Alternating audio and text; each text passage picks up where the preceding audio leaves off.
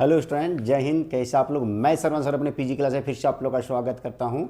तो चलिए आज हम लोग जानेंगे आकृति से संबंधित प्रश्नों का हल, और जो हम लोग के एग्जाम में आता है। तो आज त्रिभुज में हम एक प्रश्न पढ़ेंगे, और इस क्वेश्चन को यदि आप जान जाते हैं तो इस तरह के कोई भी प्रश्नों को आप है सो बहुत ही आसान तरीके से हल कर सकते हैं। तो चलिए देखिए, यहाँ पर लिखा हुआ है आकृति में BC समांतर डी है, तो EC का मान ज्ञात करना हम लोग के। तो यहाँ पर बोल रहा है कि BC समांतर D, ये समांतर का चिन्ह होता है जिसको हिंदी में हम लोग समांतर लिखते हैं। तो इस तरह से जो बराबर की जैसा दिया हुआ है लंबाई में, इसको हम लोग जो है समांतर बोलते हैं।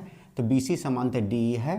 तो इसमें देखिए आपका जो है ये देखिए BC समांतर D, तो जो रेखाएं एक दूसरे को प्रतिच्छेद नहीं करती वो समांतर रेखाएं कहलाती है, ये आप लोग को ज्ञात होगा।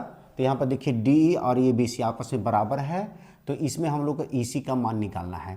AD दे दिया है, DB दे दिया है, AE दे दिया है, EC का मान नहीं दिया हुआ है। तो EC का मान हम लोग को निकालना है। तो कुछ नहीं करना, हम लोग को लिखेंगे चूंकि BC समांतर क्या है, D है। BC समांतर क्या है, ये D है। तो यहाँ लिख देंगे थेल्स परिमेय से, थेल्स प्रमेय से। और थेल्स परिमेय में क्या होता है, थेल्स परिमेय मैं आप लोग को आगे के वीडियो में बताऊंगा। थेल्स परिमेय जो है सिद्ध करने वाला मतलब AD बटा DB होता है, AD बटा DB, AD बटा DB, इसी तरह AE बटा EC हो जाएगा, AE बटा EC हो जाएगा।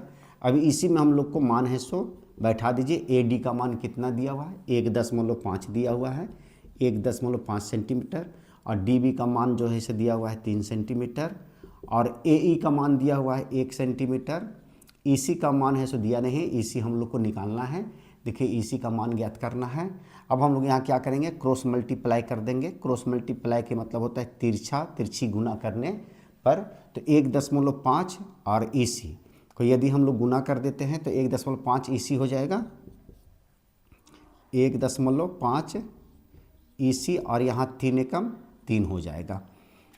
या लिख देंगे हम लोग EC बराबर 3 है, और तो बट्टा में कितना जाए, 1.5 हो जाएगा। अब ये 1.5 है और ये 3 है, तो ये जस्ट इससे दुगना है।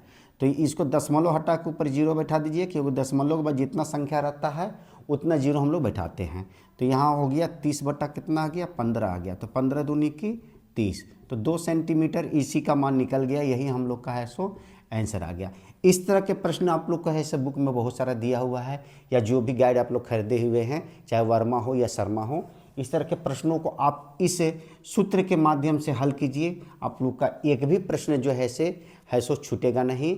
और उम्मीद है कि जो प्रश्न हम आज आप लोग को बताए हैं वो पूर्ण रूप से समझ में आ गया होगा।